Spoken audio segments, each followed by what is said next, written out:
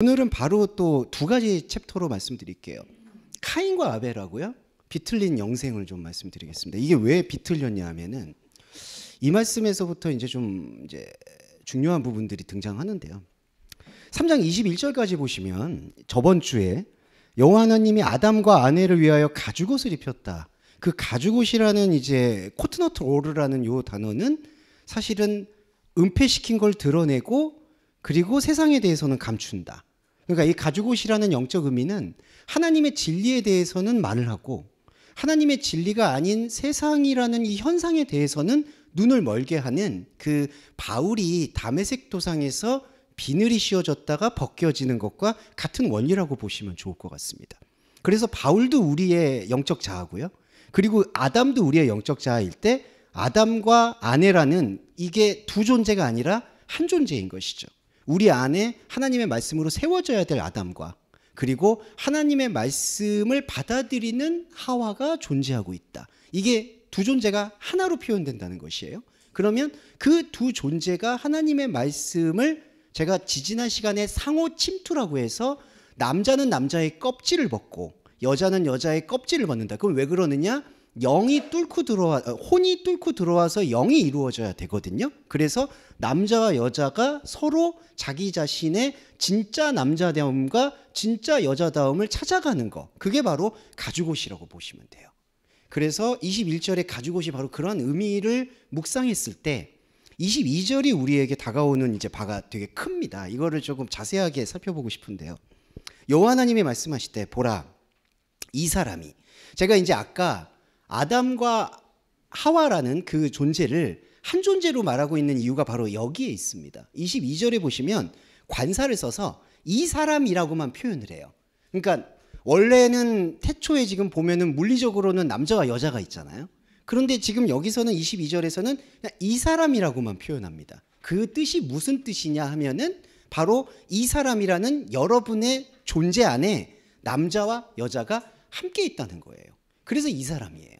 그래서 창세기는 아담과 하와 두 사람의 남녀의 얘기를 하는 게 아니라 한 존재 안에 그리스도를 회복해야 되는 남자와 그리스도의 회복을 위해서 생명의 자궁을 열어야 되는 여자, 우리 안에 있는 남자와 여자의 이야기를 하고 있다. 이게 명백하다고 저는 생각하고요. 22절에 그래서 이 사람이 선악을 아는 일에 우리 중 하나같이 되었다고 해요. 하야 케 아하드 민메누예요. 이 지점을 좀 주목을 해볼게요. 선악을 아는 일에 우리 중 하나같이라고 여호와 하나님이 말을 합니다. 근데 여기에 함축되어 있는 바가 뭐냐 하면 이 키에아드거든요. 케아드. 이게 뭐냐 하면 하나와 같이 되었다는 뜻이에요. 이 얘기를 자세히 들여다보면은 하나가 되었다는 얘기가 아니에요. 우리 중 하나처럼 되려고 하고 있다. 그러니까 선악과를 볼게요. 선악과는 본래 생명나무와 하나입니다. 생명나무에 흡수가 되어야 돼요. 생명나무에 흡수가 되는 선악과의 원리는 무엇이냐? 우리가 생명을 알아요. 말씀을 들어요. 그러면 하나님은 우리와 하나 되심을 선포합니다. 이게 생명나무예요. 그런데 우리의 생명나무는 선악과와 같이 있는데 생명나무를 맛본 선악과는 뭐냐 하면 하나님과 내가 영원히 다르다라는 사실을 신앙 고백해주는 의미로서의 선악과가 됩니다. 그래서 이 선악과는 욕망의 선악과가 아니라 생명을 알고 있는 그리스도인의 선악과가 되는 것이기 때문에 그 선악과는 생명나무 안으로 흡수가 돼요. 그게 바로 정죄하지 않는 진리가 되는 겁니다.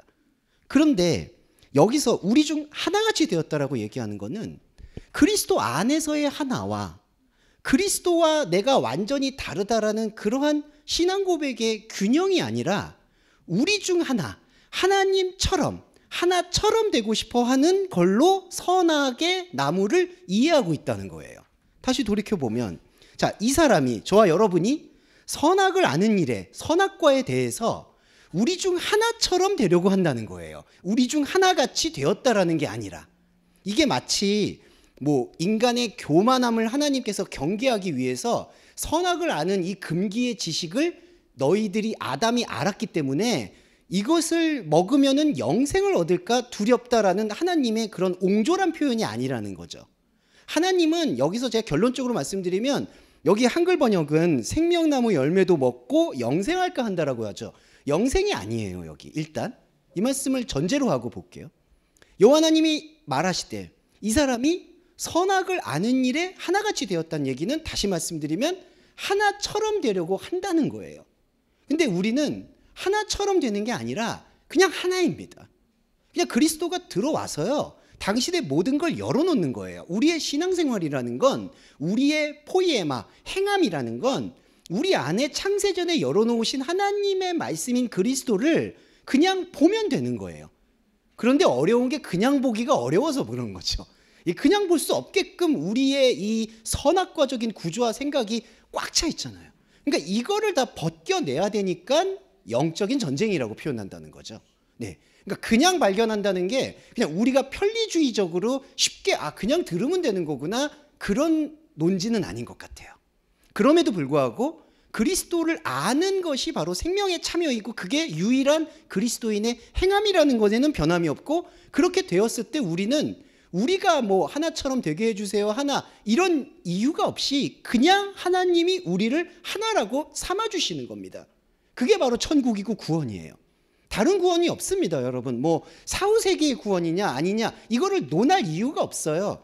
정확히 말씀드리면 사후세계라는 용어 자체가 잘못된 거예요. 육신의 이 수완이 다해서 내려놓는 걸 사후라고 얘기해서는 안 됩니다. 이거는 그냥 우리에게 주어진 현상계가 들어왔다가 나간다는 것이지, 이 몸이 죽었다 안 죽었다 이거 솔직히 의미 없어요. 그러면 사후세계의 천국이라는 건 개념이 아닌 거예요. 그럼 천국은 뭘까요? 바로 지금 이 순간 저와 여러분이 우리와 하나같이라는 생각이 욕망이라는 것을 말씀으로 발견하고, 나는 이미 그리스도의 말씀 안에서 하나다라는 하나님의 말씀의 선포에 눈만 뜨는 거, 이게 하나님 나라고 구원입니다. 예. 이 구원 외에 다른 구원을 추구하는 것 자체가 하나같이 되려는 욕망의 산물이라는 거죠. 그러면 나는 육신이 벗고 난 다음에 어디로 갈까? 그거 생각을 하지 마세요, 아예. 예. 그러니까 그게 사후세계가 없다 있다 이런 기준을 내려놓으셔야 됩니다. 그래야지 우리는 완전히 에녹과 같이 이 육신의 삶은 육신의 삶대로 살되 우리 안에 원래 숨쉬고 있었던 창세전 그리스도를 마음껏 우리 안에서 호흡할 수 있도록 만들 수 있다는 거죠. 그게 바로 선악을 알게 하는 일에 우리 중 하나같이 되는 것과의 완전히 반대 지점이 됩니다. 근데 여기서는 뭐죠? 하나처럼 되려고 욕망한다는 거죠. 이게 가장 안 좋은 거예요. 우리 안에 가장 안 좋은 거예요. 우리의 진심을 왜곡하고 갉아먹는 겁니다. 왜냐하면 사람은 혼의 진심이 있어요. 그리고 지난번에도 말씀드렸지만 혼의 진심은 타인에게 감동을 줍니다.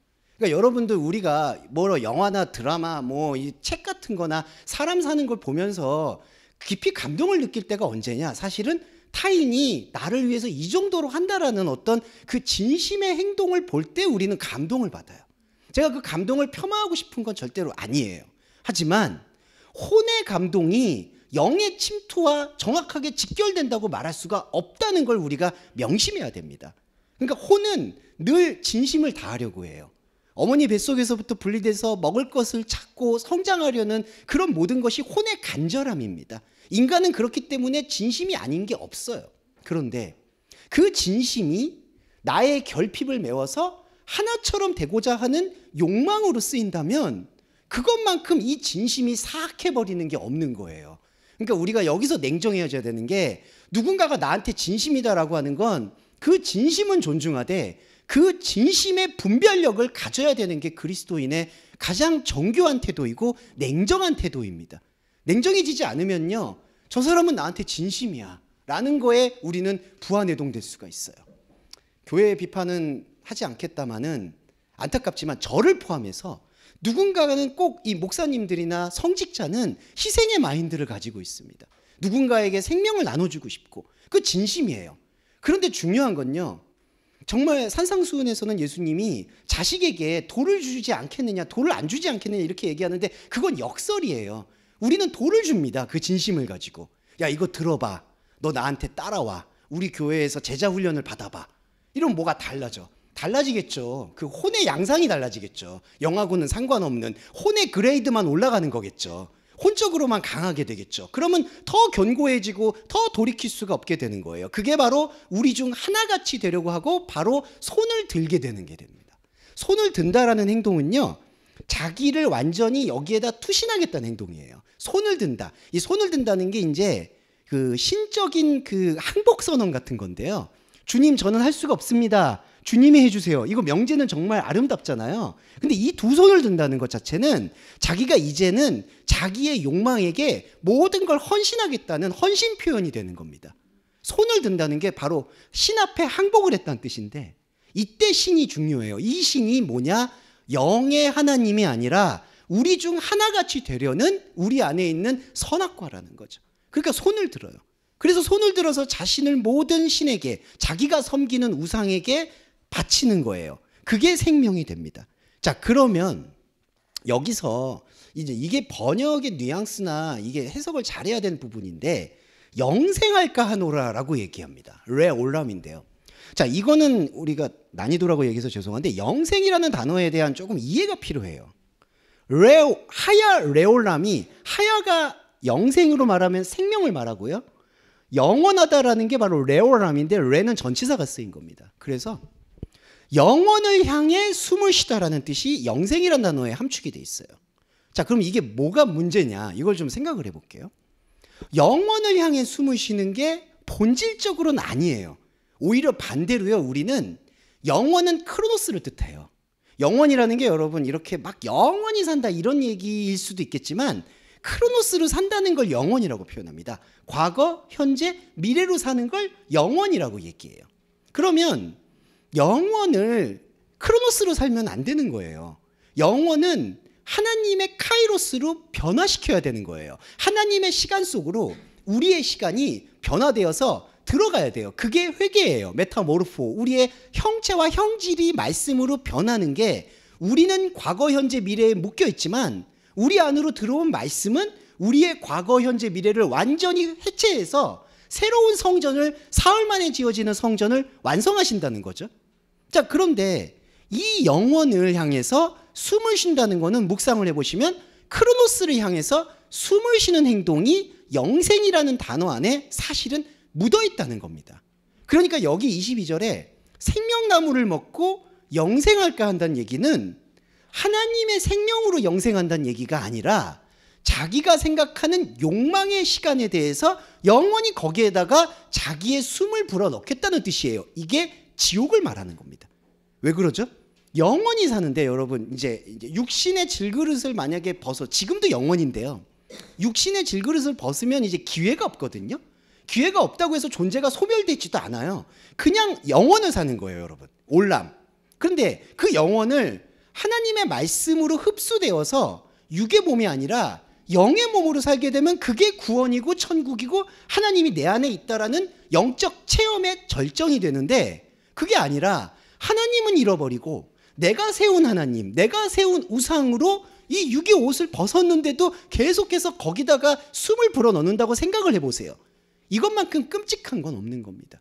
하나님을 한 번도 만나지 못하고 이제 육신의 옷을 벗으면 하나님을 만날 기회가 없잖아요. 유한한 걸 모르잖아요. 그러면 그때는 어떻게 되는 거죠? 무한한 상태로 무한한 욕망이 되는 거예요. 그게 성경에서 말하는 사단, 마귀, 귀신이 되는 겁니다. 이게 바로 생명나무를 먹고 영생할까 하노라 하는 하나님의 진정한 염려라는 거죠. 여기 영생하면 안 돼요. 그러니까 이 영생을 하면 안 됩니다. 그러니까 부자 청년 얘기가 딱 나오잖아요. 부자 청년도 내가 어떻게 해야지 영생합니까 하죠. 그때 영생을 받으면 안 되는 거예요. 그 영생을 끊어내야 됩니다. 왜 우리가 크로노스로 영원히 살아요? 하나님의 시간과 하나님의 말씀으로 창세전과 창세 후를 마음껏 논아들 수 있는 하나님의 몸이 돼야죠. 그런데 하나님의 몸이 되는 거에 대한 관심이 없고 하나님을 내 밖에다 세워서 하나님처럼 되고자 하는, 우리 중 하나같이 되려는 욕망에 사로잡힌 채, 제일 제가 무서운 건 여기 이 시간이 이 몸뚱아리를 갖고 있으면 그래도 최소한 뭔가 메타모르포, 변화할 수 있는 최소한의 접점은 있잖아요. 근데 이 몸이 그래도 중요한 게, 이게 몸이 끊어지면 대책이 없어요, 여러분. 그냥 영원으로 가는데 영원에서 그냥 헤매는 거예요. 이게 바로 22절에 하나님의 진심 어린 걱정이라는 거예요. 그래서 영생할까 하노라를 무슨 아담이 무슨 뭐 프로메테우스 신화처럼 신의 권위에 도전했으니까 얘가 잘못해서 선악과 먹으면 나처럼 영생하겠다, 이게 두려워가지고 뭐 쫓아낸다, 이 말도 안 되는 해석을 우리가 이제 벗어나야 될 필요가 있다. 여기에 대해서 조금 한 말씀 드리고 싶고요. 23절에 보시면 23절이 이제 접입가경인데 여호와 하나님이 에덴 동산에서 그를 샬라 내보냅니다. 이 내보낸다는 게요, 축복 중에 축복으로 이해해 주셔야 돼요. 이게 바로 출애굽이에요. 왜 그러냐 하면 여호와 하나님이 에덴 동산에서 그를 내보내는데 이게 추방이 아니에요. 왜 그러냐? 자, 에덴 동산이 이미 아담의 생각 안에는 선악과로 오염이 되어 있는 상태예요. 그러니까 이제는 우리 안에, 자, 저와 여러분이 혼의 재료들을 갖고 있잖아요. 혼의 재료가 뭐냐 하면 믿음이 있든 없든 말씀을 갖든 안 갖든 제가 항상 말씀드렸던 어떤 그 혼의 파편들, 영을 느낄 수 있는 혼의 파편들이 있다는 거죠. 그게 뭐 어떤 동료 간의 사랑이라든지 어떤 우정이라든지 아까 제가 말씀드렸던 진심 같은 거, 긍휼함 같은 거, 이제 이런 것들이 사람이 어떤 생태계에서 가장 우월하다라고 믿고 싶어 하는 그러한 요소들이라는 거죠. 그게 바로 영을 느낄 수 있는 혼의 파편이라고 저는 생각해요. 그게 바로 에덴 동산이에요. 근데 에덴 동산이 진짜 에덴 동산이 되려면 그러한 혼의 파편에 머무르지 말고 혼의 파편을 영의 진리와 결합을 시켜서 혼의 파편은 사라지고 영이 부활하게끔 만들어주는 것. 지금 저와 여러분이 하고 있는 작업이 바로 그거거든요. 그러면 에덴 동산이 우리 안에서 꽃피우는 거예요. 그런데 지금 아담이 느끼고 있는, 우리 안에 있는 혼적 자아가 느끼고 있는 에덴 동산은 영의 생명을 보지 못하도록 선악과에게 헌신되도록 이게 욕망으로 완전히 사로잡혔다는 거죠. 그러니까 이 에덴 동산은 완전히 오염된 동산이에요. 그래서 하나님의 말씀이 다 하나 버릴 게 없는 게 이 오염된 동산에서 우리를 벗어나게 해주시는 거예요. 자, 제가 아까 천국 얘기 드렸을 때 사후천국을 우리가 지워야 된다고 말씀드린 이유가 사후천국을 생각하는 그 순간 사후천국이라는 거에 묶여버린다는 거예요. 그게 영원이에요, 여러분. 영생이에요. 나 죽은 다음에 그러면 하나님과 어떻게 살겠지, 그거 생각하지 마세요. 예, 그냥 지금이 중요합니다. 지금만 살고 죽어야 돼요, 여러분, 진짜. 예, 그럼 언제 사후까지 뭘 그런 게 살아. 그러니까 거기가 소멸된다는 뜻이 아니라요, 지금 하나님의 생명을 느낄 때 이게 과거, 현재, 미래가 아니라 하나님의 영의 몸의 시간으로 수렴이 돼버린다는 거죠. 이제 그거에 대한 영적 확신이 있으면 천국이 여기 있다 저기 있다 하지 말아라는 하나님 말씀을 분명히 이해할 수 있게 되는 거고요. 또 하나, 우리가 살고 있는 선악과의 세상은 안타깝게도 모든 에덴 동산으로 가득 차 있습니다. 참 죄송한 말이지만 사람이 사는 목적이 다 이 에덴 동산 같은 거예요. 내가 여기 고난만 벗어나면 저기 어디 가겠지. 우리가 현실에 보시면은 항상 과거가 마음에 안 들죠. 저는 늘 마음에 안 들어. 그래서 뭔가를 갱신하고 싶어요. 그래서 뭔가 저기 유토피아적인 에덴 동산, 저기가 좋아 보여, 저기가 먹음직해, 저기 가면 다 이룬 것 같아, 자꾸 그렇게 됩니다. 근데 안타깝지만 허무하게도 거기서 이루면 또 뭐죠? 또 다른 목표가 나올 수밖에 없겠죠. 예, 그러니까 그게 에덴 동산이에요. 여호와 하나님이 바로 우리가 가지고 있는 그 욕망의 에덴 동산에서 출애굽을 시킨 게 내보낸 겁니다. 그리고 여기 한글 번역에 근원이 된 땅을 갈기해요. 근원이 된 땅이라는 거를 조금 풀어드리고 싶은데, 이게 근원이 됐다라는 게 바로 샴 라카 아쉐르 하 아다마예요. 제가 이거 그 순서를 조금 직역하기 위해서 바꾼 거니까요. 원래의 순서는 하 아다마 아쉐르 라카흐 샴이에요. 근데 이제 제가 직역을 위해서 좀 설명드린 거니까 양해해 주시고요. 나중에 원문하고 비교했는데 왜 순서가 틀린지 그렇게 생각 안 해주시면 좋겠어요. 강조법이라서. 그럼 이 얘기는 뭐냐? 여호와 하나님이 에덴 동산에서 그를 내보낸 다음에 거기가 어디냐면 에덴 동산에서, 자, 저와 여러분은 그리스도인입니다. 확신해요. 여기 에덴 동산이에요. 여기서 하나님의 말씀으로 내보내셨어요. 근데 내보낸 다음에 하시는 사역이 뭐냐? 여기 오염된 에덴 동산, 거기서 근본이라는 게 라카, 취하는 거예요. 뺏는 거예요. 뭘 뺄까요? 이 에덴 동산이 혼의 파편, 영의 흔적이잖아요. 근데 영의 흔적을 제대로 못 보게 하잖아요. 그래서 영의 흔적을 제대로 못 보게 하는 이 혼의 아귀다툼에서 우리를 라카, 취하시는 거예요. 그래서 이 근본된 이라는 단어가 동사인데 이게 라카, 취하다, 이게 신약 성경으로 말하면 대속하다라는 뜻이에요. 대속하다. 그러니까 근본된 토지를 갈게 한다는 얘기는 뭐냐면 이때 땅 하아다마는 진짜 땅이에요. 하나님의 말씀하시는 땅, 예수님의 4가지 비유에서 좋은 땅이에요, 여기가. 근데 이 좋은 땅이 우리 안에 일어나려면 어떻게 해야 되느냐? 우리의 인생과 우리의 관계를 완전히 오염시킨 에덴 동산에서 진리의 복음으로 취한 땅, 그 땅이 근본된 토지라는 거예요. 그러니까 우리는 먼저 우리의 종교성에서 나와야 됩니다. 그러니까 이 기독교인의 축복은요, 그리스도의 십자가 복음의 축복은 이중의 역사를 가능하게 한다는 거예요. 이게 무슨 뜻이냐 하면 그리스도의 복음은 그냥 교훈으로 머무르지 않습니다. 제가 이제 다른 종교를 비하하는 게 절대로 아니에요. 다른 종교를 그냥 현상적으로 평가하면 다른 종교에서 수많은 경전을 갖고 있는 불교의 경전들을 보면은 그 안에서 깨달음을 얻기를 원해요. 그러니까 석가모니가 수보리 나무 아래에서 어떤 깨달음을 얻었다, 그거를 참선을 통해서 깨우쳐서 또 제자들에게 가르쳐요. 근데 이거는 현상에서 깨달은 걸 현상으로 내보내는 거예요. 대표적인 예가 산은 산이요 물은 물이다라는 거를 성경하고 유사해 보이죠. 근데 그들은 그걸 어떻게 이해하느냐? 죄송한 말인데 소멸된 인생은 소멸로 돌아간다. 근데 그거는 그냥 혼에 대한 진단인 거예요. 그 안에는 영적인 생명력에 대한 이야기가 결여되어 있습니다. 그런데 이 성경은 뭐냐 하면 이 성경의 묘한 강력함은 우리에게 교훈을 주는 것 같은데, 그냥 인생이나 우리의 종교적인 거를 복돋아 주는 것 같은데, 십자가라는 그 사건이 딱 들어와서 우리가 종교적으로 뭘 하려고 하는 그 모든 예봉을 꺾어버린다는 거예요. 그거를 깨달은 게 바울이고요.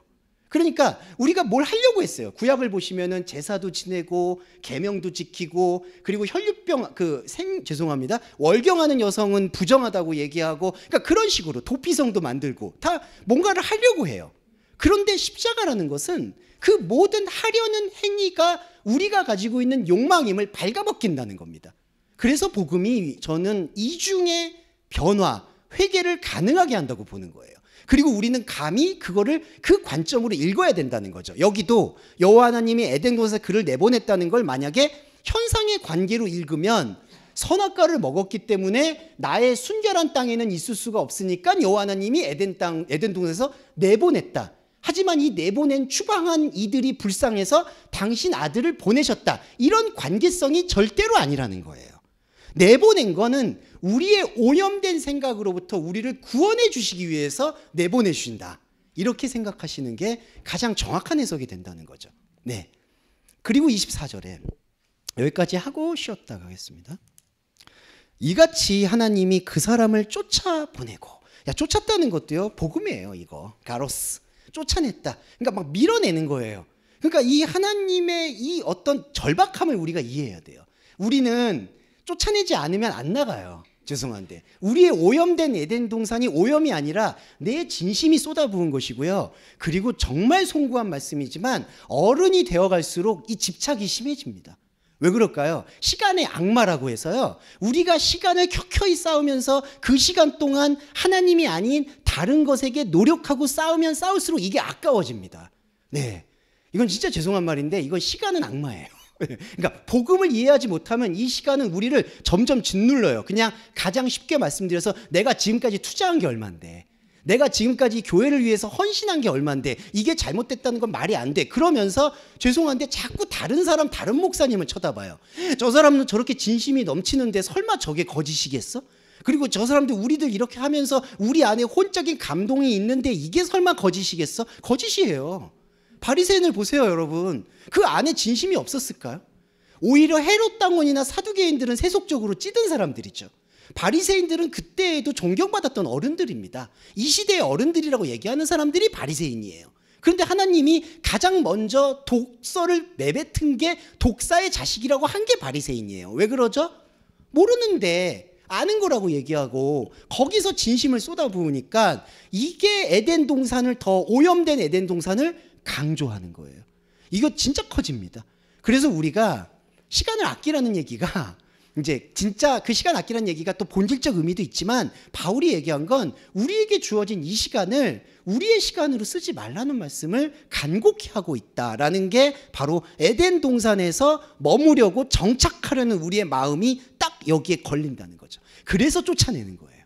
그래서 우리는 이 쫓아내실 때 하나님의 간절함에 주파수를 맞춰서 아, 내가 여기서 나와야 되는 거구나. 여기는 내가 있어야 될 자리가 아니라는 자각을 계속 일으켜야 돼요. 그게 바로 히브리 백성이 되는 유일한 길입니다. 히브리와 이스라엘의 차이만 말씀드리고 여기 다시 가볼게요. 히브리는 떠도는 사람을 얘기해요. 조금 있다가 이제 아벨의 양하고 같아요. 떠돌아야 돼요. 인자가 머리도 것 없다라고 얘기했듯이 우리는 바로 이 하나님이 아닌 오염된 땅에 어디든 머리를 두려는 시도를 우리 마음속에서 말씀으로 분쇄시켜야 됩니다. 그냥 말씀으로 다 태워버려야 돼요. 그리고 우리는 떠돌아야 돼요. 이 떠도는 게 무슨 나그네 된다, 낭만적인 그런 거 아닙니다. 무슨 인생은 나그네 이런 거 아니에요. 그냥 우리는 인생은 그대로 살면 돼요. 그런데 우리가 가지고 있는 영적 자아가 여기에 뿌리를 내릴 수 없다는 것을 말씀으로 채굴해내야 돼요. 이게 이제 헬라어로 말하면 도키마조 한다라고 표현해요. 분별한다. 영을 분별한다라고 표현하죠. 그 다음에 우리 안에서 이런 어떤 채굴되어 있는 영적인 심연이 우리 안에 들어오면 하나님과 함께 교감할 수 있는 문이 열리게 된다는 겁니다. 자, 여기서 이제 우리 안에서 쫓아낸다라는 하나님의 말씀의 반응과 함께 하는 건데, 에덴 동산 동편을 좀 설명을 드릴게요. 자, 에덴의 동산 동쪽. 자, 이제 이게 되게 애매한 건데, 애매한다고 표현 드린 게 뭐냐 하면, 자, 에덴 동산에서 나왔어요. 근데 동쪽에 있습니다. 자, 이게 지난 시간에 제가 말씀드렸던 미러링, 거울 효과라는 건데요. 에덴 동산이 있는데 하나님께서 이 에덴 동산에서 우리를 내보내셨어요. 근데 우리를 내보내시는데 우리로 하여금 이 에덴 동산을 보게 해요. 왜 그러냐면 동편이라는 게, 미케뎀이라는 게 해가 뜨고 지는 걸 말합니다. 해가 뜨고 진다라는 건 하루를 얘기하는 거고, 그거는 사람의 하루, 일생, 시간을 말해요. 하나님의 시간이 아닌 우리의 시간을. 그러니까 에덴 동산 오염된 곳에서 우리를 쫓아내서 에덴 동산을 볼 수 있도록, 오염된 우리의 에덴 동산을 볼 수 있도록 동편에다가 배치를 하시는 거예요. 이게 되게 신비하죠. 그러면서 케루빔, 그룹과 그리고 불의 칼을 두어요. 자, 그룹과 불의 칼의 의미를 좀 풀어드리고 싶은데, 그룹은 뭐냐면요, 케루빔이라고 이제 옛날에 법궤 위에도 이렇게 돌아다녔죠. 케루빔이라고 이제 하나님의 쉐키나, 하나님이 임재하신다라는 의미로도 이제 표현을 해서 하나님의 천사들로도 표현을 합니다. 근데 이게, 이 케루빔이라는 게 하나님의 본질을 말하는 게 아니에요. 이게 참 얄궂은 게, 하나님의 본질이 아니라 하나님 같은 그 어떤 것들을 설명할 때 케루빔이라고 설명합니다.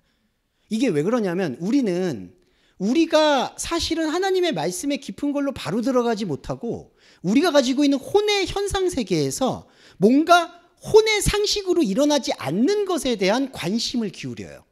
가장 쉽게 말씀드리면, 우리가 이 샤머니즘적인 관심사라든지 우리 현상에서 일어나지 않았던 뭔가 신비로운 일에 이끌리는 상태가 바로 슈퍼내추럴한 상태, 그러니까 초월적인 상태를 열망한다는 거죠. 케루빔이라는 게 그러한 우리의 일상에서 일어나기 힘들었던 일들을 보게 되고 경험하게 될 때 나타나는 종교 현상을 케루빔이라고 얘기합니다. 그리고 어떤 분들은 이런 케루빔이 아예 없다고 얘기하시는 분들이 있는데, 저는 그렇게 생각하지 않아요. 왜냐하면 우리의 존재는 사실은 이 모든 것들을 합력해서 이 모든 것들 속에서 담겨있는 영을 채굴해내는 모든 도구라고 생각할 수밖에 없습니다. 그러니까 쉽게 말해서 그냥 간단히 말씀드리면, 방언을 했다든지, 우리가 뭔가 우리 그런 거 있었죠. 뭐 투시를 한다든지, 뭐 이런 기독교적으로 말하면 그런 은사들.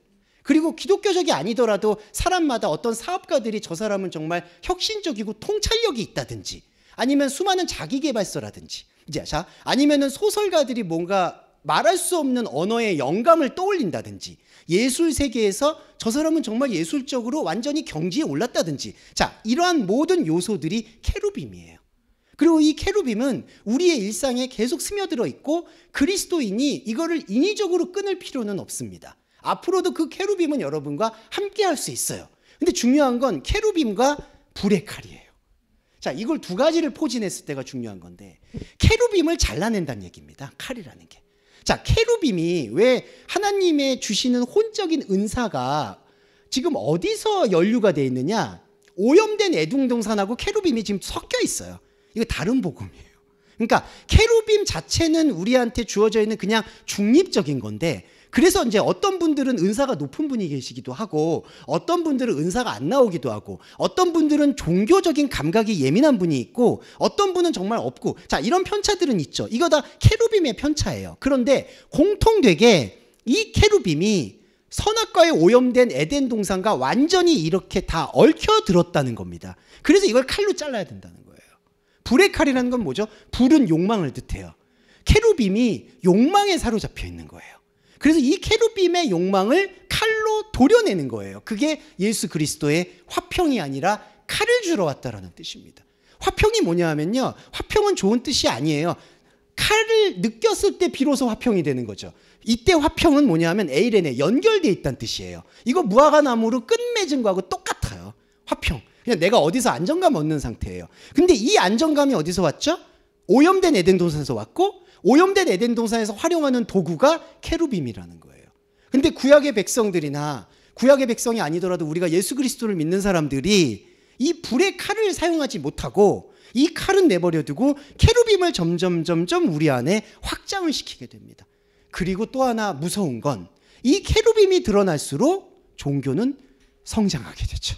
네, 종교가 밥 먹고 사는 건 이 케루빔에 있습니다. 네, 은사가 더 뛰어나고 거기에다가 이제 더한 거는 부정부패 없이 거기다 진심까지 담아버리면 이 교회는 죄송한 말인데 끝장나는 거예요. 예, 그러니까 이게 정말 아이러니하게도 차라리 부정부패가 일어나면은 아 여기는 케루빔이 없나 보다. 근데 또 이상한 케루빔을 찾아가게 되죠. 그러니까 답이 없어요. 답이 없어. 예, 케루빔과 칼이 이렇게 연관되어 있다는 것을 느끼게 해줄 수 있는 복음이고요. 자, 마지막으로 이 부분 보고 쉬었다 갈게요. 생명나무의 길을 지키게 한다고 합니다.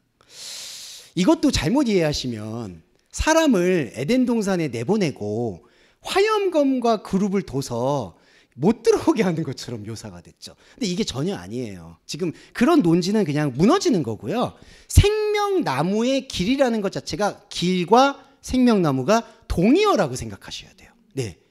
자, 예수 그리스도가 요한복음에서 내가 곧 길이요 진리요 생명이라고 얘기했습니다. 자, 예수의 길은요 우리 길하고 완전히 달라요. 왜 그러냐면 사람이 생각하는 길은 목적지라는 걸 둡니다.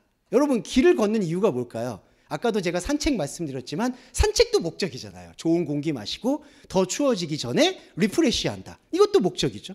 그러니까 여가를 위해서 사용하는 것도 목적이고 차를 타고 돌아다니는 것도 길이고 그러니까 사람이 생각하는 호도스 길이라는 건 목적이 이끄는 삶이에요. 예, 어느 길로 갈 때 어떻게 될 거다. 그래서 인생도 길이라고 얘기하는 것도 낭만적으로 표현하지만 다 목적이에요. 목적. 근데 생명의 길은 뭐죠? 목적이 없습니다. 가는 게 없어요, 여러분. 이게 길이라는 건 우리는 걷는다, 간다라고 생각을 하죠. 근데 생명의 길, 예수 그리스도의 길은 가는 게 아니라요. 그 생명을 완전히 발견하는 거예요. 완전히 패러다임이 달라지는 겁니다. 그래서 생명과 길은 같은 의미예요. 그래서 그룹과 불칼을 둬서 생명의 길을 지키게 한다는 얘기는 지킨다는 건 샤마흐, 본다는 얘기예요. 예배하게 만든다는 거예요. 생명 곧 길 예배. 이게 뭐죠? 2장 16절이었나요? 17절. 동산 중앙에 있는 나무를 반드시 먹는 행위. 예수 그리스도의 살과 피에 우리가 참여하는 진짜 성찬을 말하는 거예요. 생명 길을 지킨다. 자, 지킨다는 것만 또 말씀드리고 마무리할게요. 지킨다는 게요, 여러분, 자꾸 이렇게 그냥 본다고 생각하죠. 너 못 들어오나 들어오나 파수꾼이라고 생각하죠.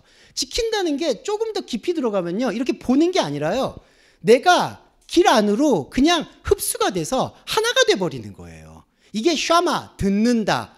그 다음에 샤마흐, 본다. 이게 보는 거에 신비예요. 그래서 계명을 지킨다라고 얘기하는 거 있죠. 너가 반드시 계명을 지켜라. 이게 우리한테 주어진 걸 나 이거 지킬 거야. 이거 아버지 하나님이 지키라고 했어. 이게 아니라는 거예요. 그냥 그 존재 안으로, 생명 안으로 들어가는 걸 지킨다라고 얘기한다. 그래서 우리는 감히 말하는데 모든 계명을 지킨 겁니다, 여러분. 그러니까 이 613가지로 나누는 바리새인들의 계명이 아니라 생명의 길을 바라보는 것 자체가 구원이라는 거죠. 네, 이게 3장의 마무리된 부분이었고요. 잠깐 쉬었다가 카인과 아벨 살펴보겠습니다. 네, 자, 그러면 두 번째 시간으로 카인과 아벨을 살펴보도록 하겠습니다. 이제 먼저 중요하게 좀 말씀드리고 싶은 게 노아까지를 이 창세기에서는 족보 역사라고 말하지 않고 원역사라고 표현을 하는 게 정확하다고 봅니다. 이게 무슨 뜻이냐면 원역사는 아담에서부터 노아까지 우리가 가지고 있는 우리의 모습에 대한 여러 표현들이라고 생각해 주시는 게 가장 중요할 것 같아요. 이렇게 말씀드릴 수 있는 근거는 바울의 로마서라든지 다른 서신에 정확하게 언급이 되어 있습니다. 근데 또 어떤 분들은 정확하다고 얘기해서 해석도 안 된 상태에서 어디에 그렇게 써 있냐 이렇게 또 물어보시는 분들이 있는데 바울의 전체적 논지가 저는 정확하다고 말씀드리는 거고요. 그런 정확도 안에서 아담에서부터 노아까지는 우리의 모델이고요. 그 다음에 아브라함에서부터도 사실은 아이메시지는 유효한데 아브라함 때부터는 이제 그 이스라엘 사람들의 유대 역사의 기록책과 유사하게 접목이 된다는 거죠. 이제 거기는 그래서 내용을 덩어리채, 블럭채 봐야 될 필요가 있는데 원역사는 좀 자세히 볼 필요가 있다라는 측면이고, 또 하나는 제가 노아하고 아담이 한 우리의 존재의 여러 모습들을 보인다라는 그 의미는 아담이 하와와 동침하여 낳았다는 게 이런 실제적인 걸 낳았다는 것도 의미가 있겠죠. 카인과 아벨을 낳았다는 것도 의미가 있겠지만 메시지 측면으로 받아들이셔야 된다는 거예요. 그러니까 카인을 낳았다는 건 이 아담이 가지고 있는 아까 에덴 동산의 욕망된 상황이 무엇으로 발전되고 있는가를 보여주는 거라는 겁니다. 그러니까 자, 아담 안에 있는 욕망이 카인이에요. 그러니까 이 부분을 우리가 제대로 짚고 넘어갈 필요는 있다라는 거죠. 이게 두 가지 해석인 거예요.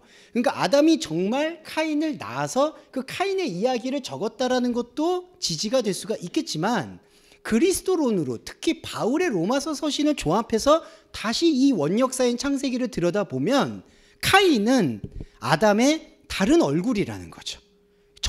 저와 여러분의 다른 얼굴도 바로 카인입니다. 자, 그런데 카인이 뭐냐 하면 그 뜻 자체를 설명드리고 싶은데 이름에 여기에는 이 고유명사의 뜻이 좀 함축되어 있는데요. 바로 고착되어 있다는 겁니다. 고착이라는 것은 고정됐다는 뜻이에요. 고정됐다라는 의미는 오히려 역설적으로 고정되고 싶어 하는 것을 뜻한다는 거죠. 그러니까 어디에 정착하고 싶어 하는 거, 어디에 뿌리를 내리고 싶어 하는 거. 그런데 어디에 뿌리를 내리려고 하니까 고통이 일어나요. 그러니까 이 고통을 우리가 분리해야 되는데 하나님이 말씀을 주셔서 그 말씀으로 출애굽하는 고통은 영적 고통입니다. 그러니까 그거는 하나님과 함께하는 고난, 바울이 말하는 고난도 함께 받아야 된다라는 영적인 고난이고요. 이때 고통은 뿌리 내리고 싶어서 악다구니 칠 때 나타나는 고통. 네, 그러니까 사람이 사는 것 자체가 왜 고통일까요? 먹고 살아야 되니까. 근데 먹고 살아야 되는 게 제가 회의적으로 말씀드리는 게 아니라 다른 사람 거를 가져와야지 먹고 살 수가 있어요. 그러니까 고통이죠. 왜냐하면은 참 안타깝지만 흔히 말해서 능력이 많은 사람은 많이 뺏어오겠죠. 그리고 능력이 부족, 그것도 말도 안 되는 거지만 그러면 또 잃어버리겠죠. 그럼 많이 가진 사람은 가진 사람대로 고통이고 많이 못 가진 사람은 못 가진 사람도 고통이다. 그러니까 카인은 뿌리를 내려고 하다 보니까 고통에 사로잡힌 우리의 모습을 뜻한다는 거예요. 자, 그래서 이 말씀을 드리고 싶은 이유는 우리 안에 카인을 부정해서는 안 된다는 거예요.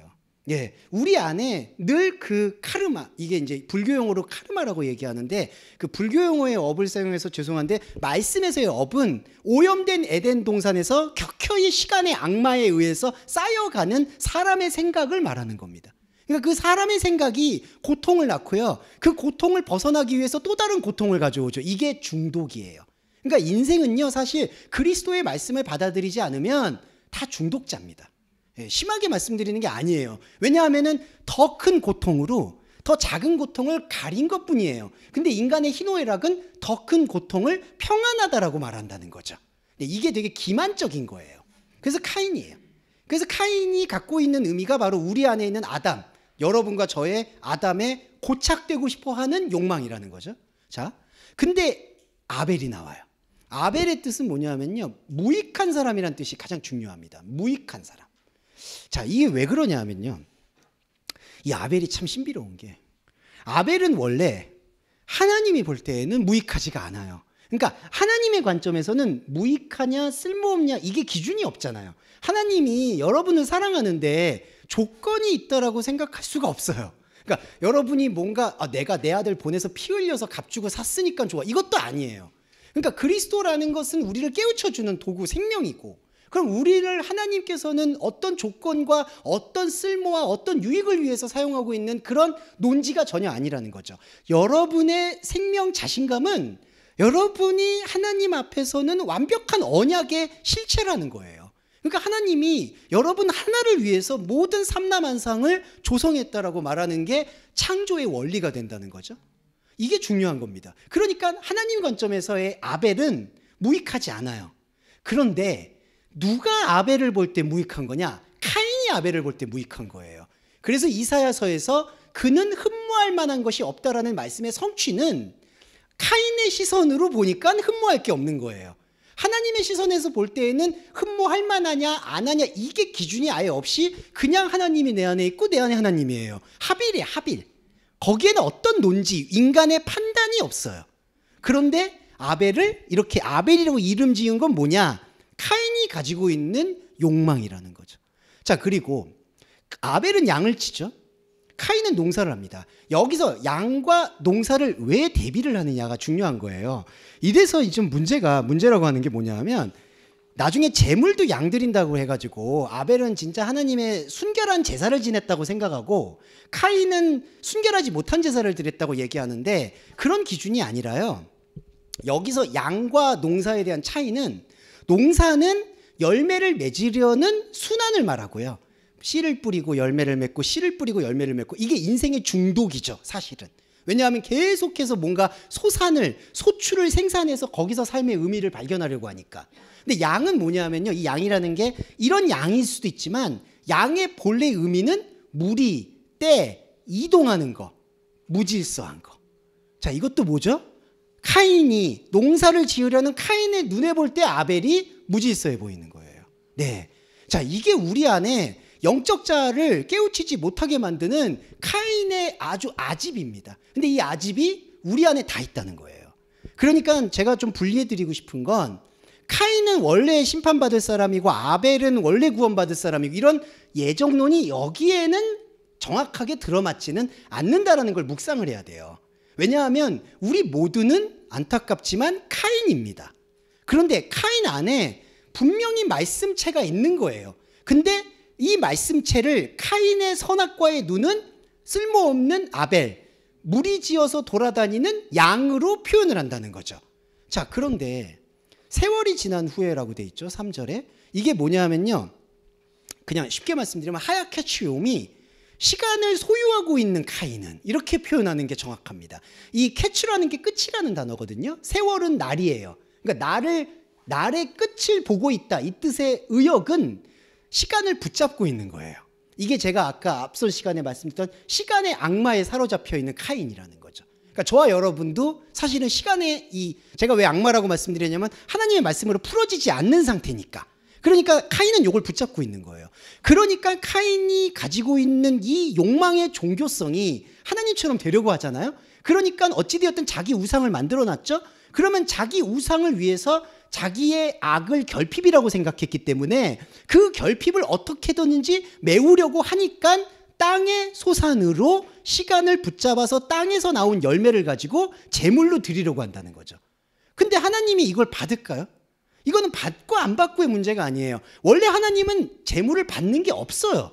왜냐하면은 하나님은 대상과 희생을 필요로 하지 않아요. 하나님은 우리 안에 들어왔고요. 우리는 하나님 안에 있어요. 여기에 무슨 제물이 필요해요? 없잖아요. 근데 카인은 그렇게 생각을 안 하고 시간을 붙잡고 있으니까 이 시간에게 뭔가 의미를 찾으려고 하니까 내가 섬기는 우상의 하나님에게 뭐라도 해야 된다라는 본능이 우리 안에 꿈틀거리는 것이고 그 꿈틀거리는 것이 무엇이든 제물을 바친다는 거죠. 종교가 없는 사람은 자기 명예에게 제물을 바치겠죠. 그리고 불교인 사람들은 수행의 제물을 바치겠죠. 그리고 죄송한 말인데 말씀을 깨닫지 못하고 있는 그리스도인에게는 그리스도에게 제물을 바치겠죠. 예, 그게 11조가 대표적인 예가 될 수도 있겠죠. 뭐 그거는 근데 가장 유치하다고 얘기해서 죄송한데 가장 저급한 예입니다. 그것만이 아니에요. 내가 고상한 정신을 바치겠다, 사회 정의를 바치겠다, 이것도 다 제물이에요. 그것도 다 문제 삼아야 됩니다, 사실은. 그래서 카인은 하나님과 아무 상관없는 일을 한 거예요. 그리고 아벨이 드렸다고 해요. 자, 중요한 건데 아벨이 드렸을까요? 안 드렸습니다. 이게 왜 그러냐면요, 카인이 볼 때 자기 안에 있는 영적 자아인 아벨은 쓸모할 것이 없다고, 쓸모없는 것이라고 생각했기 때문에 쓸모없는 것을 드려도 하나님이 받지 않으실 거라고 생각했다는 거예요. 자, 이게 무슨 얘기냐면 아벨은 양의 새끼와 기름을 드렸더니 여호와께서 아벨과 그의 제물을 받았다라고 얘기하잖아요. 근데 보세요. 하나님이 아벨하고 상관을 하세요. 근데 자, 우리는 아벨을 무익하다고 얘기하죠. 하나님은 무익, 유익 아니죠. 그러니까 하나님은 우리 안에 있는 영적 자하고 관계를 맺어요. 근데 제가 아까 말씀드렸듯이 하나님과 아벨은, 하나님과 여러분 안에 있는 영적 자는 재물이 필요가 없어요. 그러니까 재물을 받았다는 얘기는요, 진짜 재물을 받았다는 얘기가 아니라 재물에 있고 없는 거에 상관이 없는 상태에 돌입했다라는 뜻이에요. 그러니까 아벨의 양을 받았다는 얘기는요, 우리 인간의 눈에 볼 때 아무 쓸모가 없다라고 느꼈던, 무의미하다고 느꼈던 우리 안에 있는 영적 자아가 하나님의 말씀에 의해서 흡수됐다는 거예요. 아벨을 받은 거예요. 근데 지금 아벨을 쓸모없다라고 규정 지은 카인은 뭐라고 돼 있냐면요, 5절에 가인이 몹시 분하여 안색이 변했다라고 얘기하는데, 분했다는 얘기를 좀 풀어볼게요. 하라은데 분한 게 감정적인 분노만이 있는 게 아닙니다. 이 하라으라는 거의 본질적 뜻은 열정이에요. 열정. 더 열심을 냈다는 뜻이에요. 그러니까 카인이 내 거는 안 받고 아벨 거만 받았어? 이게 아니라요, 카인이 하나님께 내가 더 부족하구나, 내가 더 열정을 내야 되겠구나, 그래서 얼굴이 변했다는 얘기는 나팔파님, 얼굴이 떨어졌다는 얘기인데, 이게 자기 스스로 겸손하려고 한다는 거죠. 내가 뭔가 결핍이 있구나, 내가 뭔가 신에게 잘못한 게 있구나, 내가 뭔가 더 열심히 해야 되겠구나. 그게 5절에 카인을 완전히 사로잡은 상태라는 거예요. 그러니까 이 번역은 매우 유치한 겁니다, 솔직히. 그러니까 자기 거는 안 받고 내 동생 건 받았어? 이렇게 해서 내 동생 내 걸 왜 안 받아? 이게 아니라 카인은 지금 계속, 아벨은 하나님께서 완전히 흡수했는데 그거는 안 보이고 자기 거가 이렇게 하나님께 드렸다고 하는데 어떤 걸 드려도 이렇게 돼요. 예, 왜냐하면요, 1년 1차씩 제사하죠. 근데 죄송한데 우리 교회도 1년에 한 번씩, 일주일에 한 번씩 이거 하죠. 근데 계속 하죠. 그렇죠. 근데 계속 양으로 드리잖아요. 계속 피로 드리잖아요. 계속 헌신하잖아요. 이게 제사예요. 제사는 만족이라는 게 없습니다. 선악과는 절대로 우리를 만족시키지 않아요. 계속해서 선을 쫓아라, 선을 쫓아라, 너는 악하다, 너는 죄인이다, 너의 결핍을 계속해서 메워야 된다, 이런 식으로 우리를 완전히 당금질하고 조리돌림해서 유기의 옷을 벗게 만든다는 거죠. 그리고 아까 말씀드렸던 이상한 영생, 지옥의 영생을 살게 만드는 거예요. 그러니까 우리 안에서 이 카인의 종교성을 여기서 우리가 발견해야 된다는 거죠. 자, 그러면 우리는 여기서 어떤 교훈을 얻어야 되죠? 이런 열정을 가지면 안 된다는 거예요. 자, 이런 열정을 가지지 않는다는 건 뭐죠? 말씀에 대한 투명한 눈을 떠야 된다는 얘기입니다. 그러니까 하나만 더 말씀드리고 갈게요. 열정을 다하지 말라고 해서 사람의 선악과는요, 또 열정을 내려놓죠. 이거 선악과예요. 그러니까 저거 하지 마, 11조 하지 마라고 해서 11조를 안 한다는 거. 그러니까 물질의 11조가 아니잖아요. 11조라는 것은 우리 안에 있는 하나님의 모든 거를 흡수하는 말씀의 노출이에요. 그걸 11조를 행하는 거예요, 여러분. 저와 여러분이 지금 11조를 하고 있는 거예요. 예, 물질의 11조라는 그 상태는 완전히 넘어간 거고, 그러니까 우리는 하고 있는 거죠. 근데 또 이걸 선악과로 생각하면, 열정을 내지 말아야 되겠다, 그거는 열정을 내고 싶지 않은 욕망이라는 거죠. 그러니까 열정을 낸다, 열정을 안 낸다, 이런 종교성은 하냐 하지 말아라, 여기에 묶여있는 게 카인이라는 거예요. 그게 분해서 안색이 변한 상태예요. 우리 안에 종교적 자아는 여기로 가고 있습니다. 근데 아벨은 들어와요, 지금. 그래서 6절에서 카인한테 말을 거는 거는 말씀 행위라고 보시면 돼요. 우리한테 말씀을 주시는 건데, 6절에 너가 분하여 하면 어찌미며 안색이 변하면 어찌미냐, 이 얘기는요, 어찌 됨이냐라는 요 완곡한 표현은 왜 내 안에 있는 아벨을 만나는데 너가 왜 이렇게 이 잘못된 열정에 사로잡혀 있느냐라는 말씀이에요. 이게 바울에게 다메섹 도성에서 나는 내가 핍박하는 예수다. 핍박이라는 게 추종이라는 뜻도 있다는 거 말씀을 드렸죠. 예, 자기가 섬기는 메시아가 진짜 들어온 예수 그리스도를 십자가에 죽이는 일에 동참하고 있는 거예요. 그게 핍박입니다. 그러니까 핍박이라는 건요, 미운 사람이 닮아가듯이 혐오와 추종이 같이 들어가 있어요. 혐오하기도 하고 미워하기도 하고 사랑하기도 하고, 이 굴레입니다, 굴레. 그래서 이게 바로 너가 분하여하면 어찌 됨이며 안색이 변하면 어찌 됨이냐라고 말을 한 거예요. 왜 너는 나를 이런 방식으로 섬기려 하느냐? 이 질문 들으면 저와 여러분은 지금 이미 말씀 안으로 들어오신 거예요. 자, 말씀 안으로 들어온 상태에서 확인을 하는 거예요. 7절이 조금 어렵습니다. 요거 설명드리고 가야 될 것 같아요. 7절 설명드리면 8절은 이제 그냥 나오는 건데, 너가 선을 행하면 어찌 낯을 들어 올리지 못하겠느냐라는 게 아니라 직역을 해보면요. 자, 이거 볼게요. 할로임 테티브 시에트예요. 뭐냐 하면 너가 선을 행한다고 하면 너는 얼굴을 들었을 것이다. 자, 한글 번역은 볼게요. 너가 선을 행하면 어찌 낯을 들지 못하겠느냐라고 이렇게 채근하듯이 물으시는데, 그게 아니라 너는 선을 행한다라고 생각하면 너는 얼굴을 들었을 것이다라는 거예요. 여기서 선이 아타브라는 단어가 쓰였는데, 아타브가 쓸모입니다. 쓸모 있는 걸 아타브라고 얘기해요. 토브하고 맥락이 좀 달라요. 왜냐하면 그때 유대인들은 하브르타 교육에서도 쓸모 있는 인간이 되라고 교육을 시켜요. 그러니까 사람에게 교육을 시킬 때 이거 되게 안 좋은 방법이에요. 사실은 교육을 시킬 때 존재가 되라고 교육을 시켜야 되는 건데, 너는 사회에 쓸모 있는 인간이 되라고, 너는 아타브적인 인간이 되라고 해요. 그게 선이에요. 여기 보시면 너가 선을 행하면 얼굴을 들었을 것이다 라는 거는 바로 너는 너의 쓸모를 확인하면 또 얼굴을 들 것이다. 그리고 선악과적으로 사로잡힐 것이다 라는 예시예요. 예. 그래서 두 번째 문장이 복이에요. 왜 그러냐면 너가 아타브를, 선을 행할 수 없다라고 보면은 죄가 너 앞에서 딱 나타날 거다라는 거예요. 죄가 문에 엎드렸다는 거는 바로 목전에 있다는 뜻입니다. 그 속담인데요. 그럼 이 뜻이 어떤 뜻일까요? 내가 아타부적이지 못하다라는 걸 고백한다. 그러니까 내가 이런 인간의 쓸모로 하나님한테 다가간다는 게 아니라는 것을 고백하면 죄가 딱 보일 거다라는 거예요. 죄가 보이는 게 뭐죠? 하나님과 내가 다르다는 게 보인다는 겁니다. 그러니까 이게 무슨 죄가 문에 오니까 죄가 엄습하겠다 이 뜻이 아니에요. 자, 근데 첫 번째 문장은 너는 쓸모 있는 거라고 생각하면 또 얼굴을 숙였다가 또 한번 쳐들 것이다.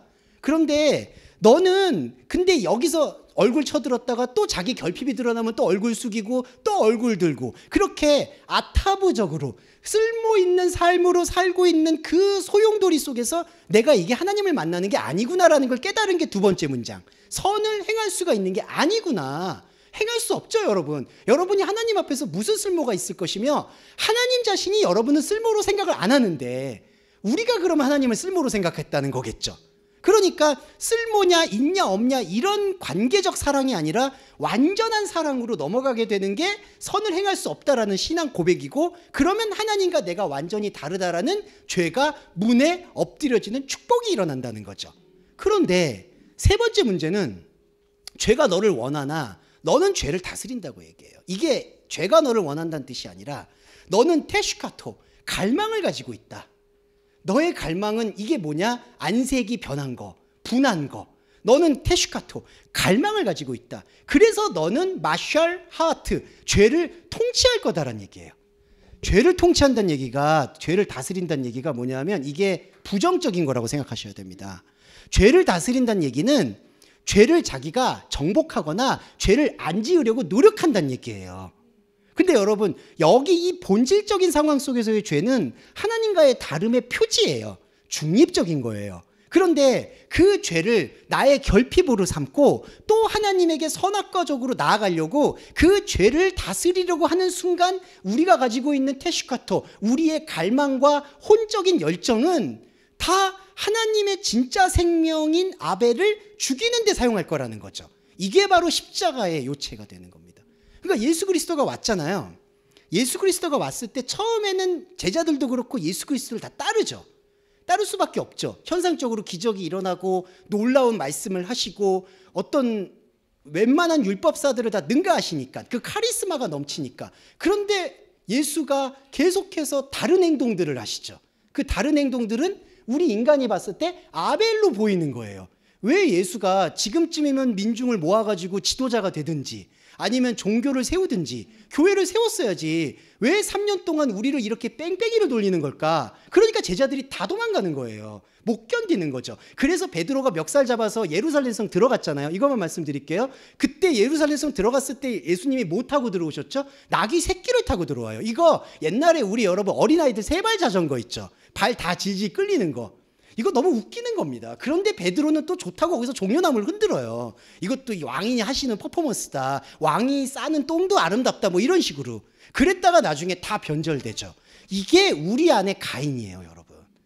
복음서의 위대함은 그걸 고백한다는 겁니다. 베드로도 바울도 제자들도 내가 이런 식으로 아벨을 대하고 있었구나.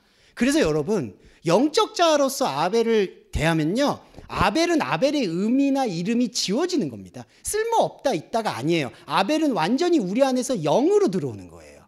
카인에게서 해방되는 아벨이 복음 중에 복음이 된다. 네, 그래서 여기 보시면 8절에 그의 아우 아벨에게 말하고 들에 있을 때 카인이 아벨에게 쳐 죽인다. 근데 자 보세요. 아마르 카인 아벨이에요. 카인이 아벨에게 뭔가 말을 해. 이게 무슨 말이냐? 어떤 말인지는 정확히 나오지는 않아요. 하지만 어떤 말이었을까요? 카인이 아벨에게 말을 섞었을 때에는 오염된 말을 섞었다는 거예요.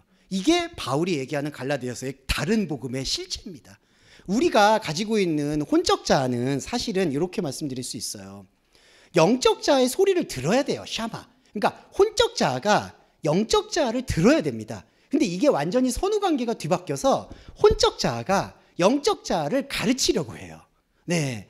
그러니까 선생되지 말라는 얘기가 너무나 복음이에요. 누가 누굴 가르쳐요. 전도도 마찬가지입니다. 누가 누굴 전도해요. 그게 아니에요. 그냥 같이 들어보자라는 얘기인 거지 전도도 말도 안 되는 얘기예요. 자, 이게 지금 카인이 아벨에게 말하는 게 혼적인 자아가 영적인 자아한테 말을 걸어서 영적인 자아 자체를 그냥 아벨로 만들어버린 거예요. 너 쓸모없구나. 쓸모없으면 죽입니다. 여러분 보세요. 그 소금 비유도 그렇고요. 쭉정이 비유도 사람들이 불에 던져 태운다라고 얘기해요. 그냥 놔두면 되는데 불에 던져서 태울까? 왜 그럴까요? 죽인다는 건요, 이 껄끄러운 거를 보지 않겠다는 거예요. 그러니까 예수 그리스도의 십자가를 왜 필연이라고 말씀드리냐면은 예수의 복음은 무슨 말인지는 잘 알아듣겠지만 그 말씀이 내 안에 그리고 나의 삶에 나의 현상에 나의 혼에 쓸모가 없으니까 무조건 지우려고 하는 거예요. 우리 안에도요, 이게 이제 성경적 전쟁입니다. 말씀을 볼 때 언제든지 우리는 뒤섞일 수 있어요. 그래도 이 말씀은 현상을 위해 주신 말씀이 아닐까? 그래도 이 말씀은 뭔가 그래도 쓰임새가 있지 않을까? 그래도 이 말씀은 내 원수의 목을 꺾으려고 주는 말씀이 아닐까? 하나도 없어요. 하나도 없어야 됩니다. 그게 정답이고 진리예요. 그래야지 우리는 아벨을 해방시킬 수 있어요. 지금 보세요. 아벨이란 이름 자체가 카인의 눈에 의해서 지배당하고 있는 거예요. 너는 쓸모없어. 복음은 쓸모없고 있고의 문제가 절대로 아니라는 것으로 우리 안에 아벨을 복음으로 출애굽시키면 나중에 궁극적으로 3층천을 말씀드리면 이 풀려난 아벨이 카인을 압도하게 됩니다. 이제 거기까지 우리가 가야 되겠죠. 그러면은 이제 카인의 욕망 덩어리였던 우리의 카인이 이제 점점 잦아들면서 그런 모습들이 그냥 편하게 말씀드리면 새 속의 카인에 찌든 사람들에게는 신비롭게 보이겠죠. 바울이 그랬고요. 예, 그러니까 저 사람은 그리고 예수는 뭐 말할 것도 없죠. 그냥 아벨 자체로 오셨으니까. 그게 바로 우리가 가지고 있는 영적인 생명력이다. 이렇게 설명드릴 수 있을 것 같습니다. 네, 그래서 우리가 계속해서 아벨을 지우려고 하고 있는 욕망이 카인 안에 담겨 있다. 이거를 묵상하게 됐을 때 오히려 우리는 아벨을 아벨이라 부르지 않는 해방의 복음을 받아들일 수가 있게 되는 것을 말씀드릴 수 있었습니다. 네, 고생 많으셨고요. 정리기도와 주기도문으로 예배 마무리하겠습니다. 사랑해 주님 감사합니다. 우리 안에 아벨을 해방시키시는 해방의 복음이시고 출애굽하시는 주님의 말씀을 확인하게 해주심을 진심으로 감사합니다. 우리는 얼마나 많은 결박과 얼마나 많은 비옥함 속에서 카인의 욕망에 의해서 사로잡혀 있었던지 모르겠습니다. 그러나 그 카인의 욕망을 버릴 것이 아니라 계속해서 중독되는 것처럼 그 욕망에 사로잡혀 있는 것을 볼 때마다, 그리고 말씀의 해석이 그것을 부채질할 때마다 경악하지 않을 수 없습니다. 진정한 복음으로, 진정한 생명으로 깨우치고 나갈 수 있는 동서말씀교회 교우 여러분 될 수 있도록 인도해 주시기를 소원합니다. 사랑하는 주님, 하지만 우리가 살고 있는 삶은 모순 덩어리입니다. 관계에 있어서 고통받는 것은 예사이고요. 몸이 힘들어서 하나님의 말씀을 보는데 너무 힘듭니다. 무엇보다 경제적인 걱정이, 근심이 우리의 발목을 붙잡고 있는 것을 솔직하게 고백합니다. 사랑하는 주님, 우리의 목표라 할 수 있는 목표 아닌 목표는 딱 하나, 생명의 길을 먹고 마시는 것입니다. 이거 하나가 이렇게 힘든 건지 몰랐습니다. 하지만 하나님, 배려해 주셔서 관계에 어려움을 겪고 있다면 그 관계의 사슬을 끊어버리게 해주시고, 경제적인 어려움이 있다면 그 경제적인 어려움을 최소화할 수 있도록 생각을 바꾸고 환경을 바꿔주시기를 소원합니다. 마지막으로 주님, 몸이 아프면 백약이 무효입니다. 하나님의 말씀을 우리 연약한 혼이 담기는 어렵습니다. 몸이 아픈 경우 그 몸이 아픈 것이 최소화될 수 있도록 생각의 깊이, 그리고 의술의 방법, 이런 모든 것들을 동원해서 치료받을 수 있도록 배려해 주시기를 소원합니다. 그리하여 이 모든 것들이 하나님의 말씀을 찾고 하나님의 말씀을 드러내기 위한 생명 과정임을 이해할 수 있도록 축복해 주시길 간절히 바라며 예수 그리스도의 이름으로 기도합니다. 아멘.